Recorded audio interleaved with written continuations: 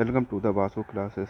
आज हम लोग बात करेंगे दोस्तों, जो यूपी टेट यूईबीएस में एनसीईआरटी के जो क्वेश्चन आते हैं कक्षा 3 और से 5 के बीच के, बात करते हैं उनके बारे में दोस्तों।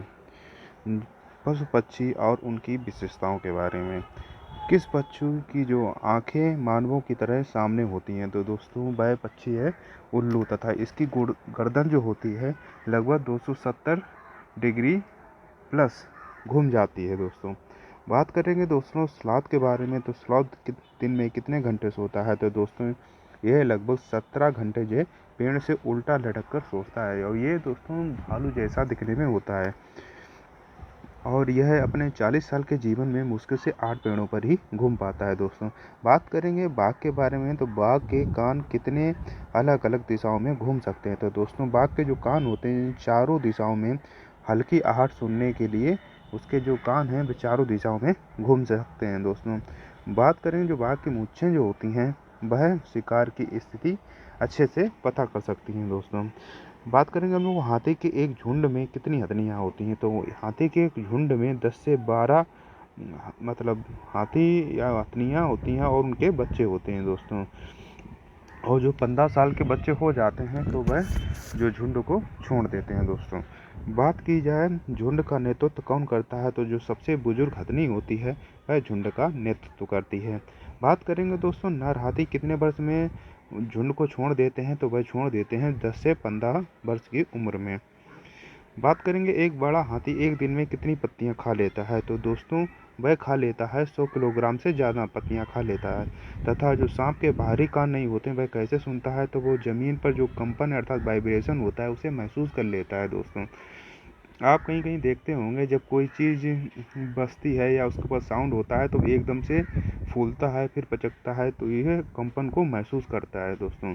बात करेंगे दोस्तों भारत में कितने प्रकार के जहरीले सांप पाए जाते हैं? तो दोस्तों भारत में 4 प्रकार के जहरीले सांप पाए जाते हैं, जिसमें है नाग, गरेद, दुबोया और अफाई दोस्तों। बात करेंगे दोस्तों कालबेलिया किसे कहते हैं? तो दोस्तों कालबेलिया जो है वह सांपों को नचाने वाली जाति है दोस्तों।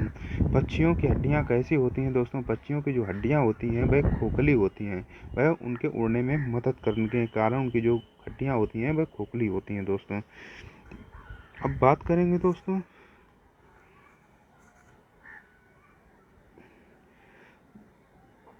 चींटियां चलते समय ज़मीन क्यों छोड़ती हैं? दोस्तों चींटियां जो होती हैं चलते समय ज़मीन छोड़ती हैं एक विशेष गंध जिसे कहते हैं फेरोमोन्स, उसके कारण ये गंध छोड़ते हुए चलती हैं, जिससे आने वाली पीछे चींटियां हैं वो भी कतार के रूप में उनके पीछे पीछे चलती हैं। बात करेंगे दोस्तों रेशम का कीड़ा अपनी मादा को कैसे पहचानता है? तो वह उसकी गंध को कई किलोमीटर दूर से ही पहचान लेता है। कौन सा पक्षी अपनी जो गर्दन है वह झटके से आगे पीछे करता है? दोस्तों वह पक्षी है मैना। ये जो अपनी गर्दन है झटके से आगे पीछे करता है। कौन सा पक्षी अपनी गर्दन काफ़ी हद तक पीछे घुमा सकता है? दोस्तों तो वह पक्षी है उल्लू। ये मैंने आपको पहले ही बताया था, उल्लू ऐसा पक्षी है जो अपनी गर्दन को काफ़ी हद तक पीछे घुमा लेता है दोस्तों। बात करेंगे दोस्तों पेड़ पौधों और कृषि से रिलेटेड क्वेश्चन के बारे में। रेगिस्तानी ओक जिसको डेजर्ट ओक भी कहा जाता है, ये कहाँ पाया जाता है? दोस्तों ये पाया जाता है ऑस्ट्रेलिया में। शिकारी पौधा नेपंथिस जो होता है वह भारत में कहाँ मिलता है? दोस्तों ये मिलता है मेघालय में। खेजड़ी के मुख्य पेड़ मुख्य रूप से कहाँ पाए जाते हैं? तो दोस्तों खेजड़ी है एक ऐसा पेड़ है इसकी लकड़ी में कीड़ा नहीं लगता, तथा इसकी जो फलियों की सब्जी बनाई जाती है दोस्तों ये राजस्थान के रेगिस्तानी इलाकों में पाए जाते हैं दोस्तों। बिश्नोई समाज का संबंध किस पेड़ के संरक्षण से है? तो दोस्तों वह खेजड़ी पेड़ के संरक्षण से है दोस्तों। बात की जाए मिर्ची भारत में कहाँ आई थी? तो दोस्तों मिर्ची जो थी भारत में दक्षिण अमेरिका से आई थी, इसे पुर्तगाली लाए थे भारत में। भिंडी और कॉफ़ी की बात की जाए तो यह अफ्रीका से आई थी। गोभी और मटर की बात की जाए तो दोस्तों ये आए थे यूरोप से। तथा सोयाबीन की बात की जाए तो दोस्तों ये आई थी चीन से। दोस्तों कागज़ भी सबसे पहले चीन में ही निर्माण हुआ था। बात करेंगे झूम खेती के बारे में, तो ये कहाँ होती है? तो दोस्तों ये पूर्वोत्तर भारत जो मिजोरम है वहाँ पर झूम खेती होती है दोस्तों। बात की जाए क्रोटन जो पौधे होते हैं ये क्या करते हैं? दोस्तों ये मिट्टी सूखने का संकेत देते हैं दोस्तों।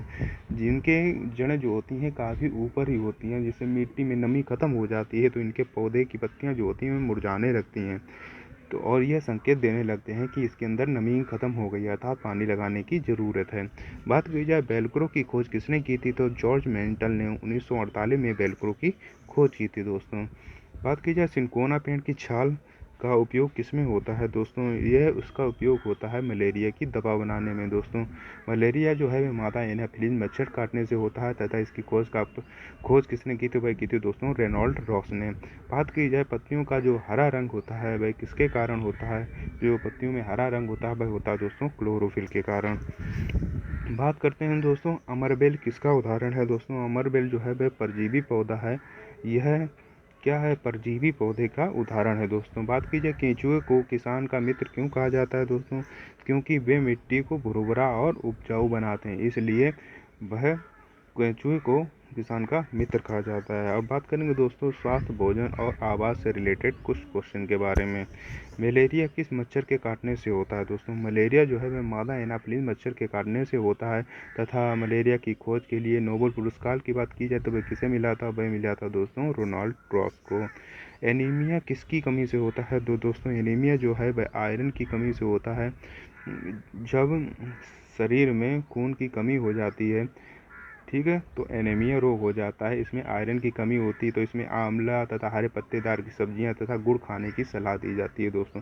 बात की जाए आयरन के मुख्य स्रोत के बारे में तो गुड़, आंवला और हरे पत्तेदार सब्जियां जो हैं इसके मुख्य स्रोत हैं दोस्तों।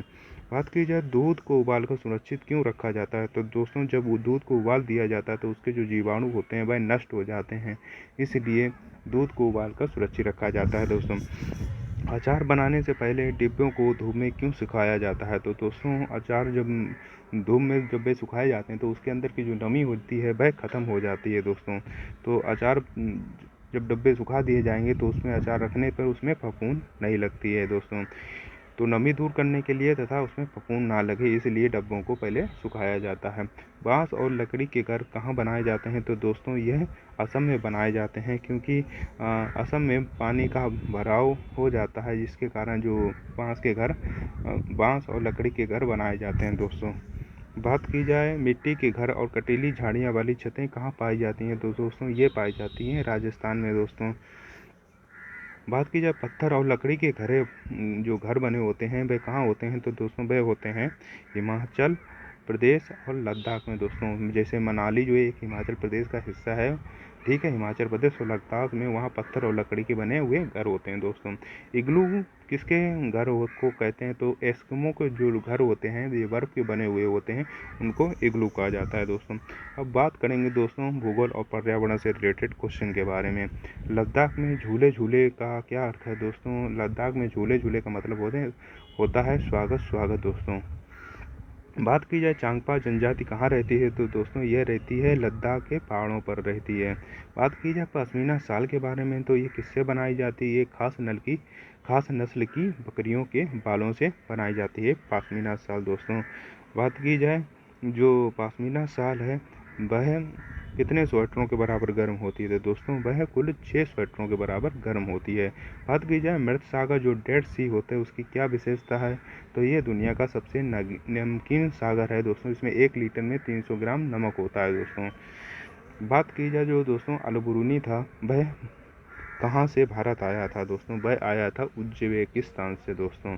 तनु संघ जो TBS है संस्था किससे संबंधित है दोस्तों, वह संबंधित है जल संरक्षण तथा जल पुरुष किसे कहा जाता है, दुबई कहा जाता है दोस्तों राजेंद्र सिंह को।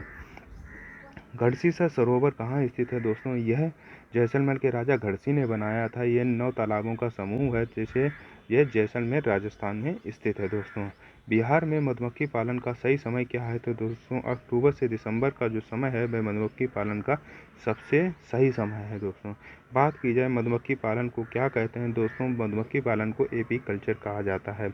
अगर दोस्तों आपको ये वीडियो पसंद आए तो वीडियो को लाइक करें, चैनल को सब्सक्राइब करें तथा अपने दोस्तों को भी शेयर करें। धन्यवाद।